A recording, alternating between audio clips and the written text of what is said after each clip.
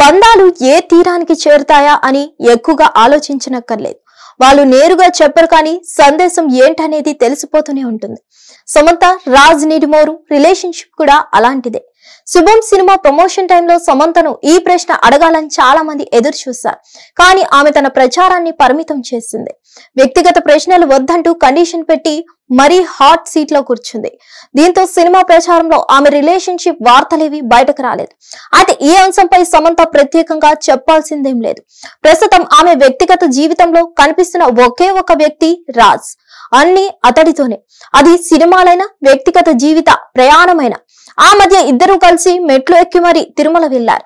అదే టైంలో శ్రీకాళహస్తిలో ప్రత్యేక పూజలు కూడా చేశారు. అంతకంటే ముందు ఓ క్రీడా వేదికలో చేతిలో చేయి వేసి మరీ కనిపించారు. తాజాగా రాజుతో దిగిన ఓ క్యూట్ సెల్ఫీని కూడా ఆమె పోస్ట్ చేసింది. ఓ ఆడపిల్ల ఇంతకంటే ఇంకేం చెప్తుంది? అర్థం చేసుకోవాలంతే.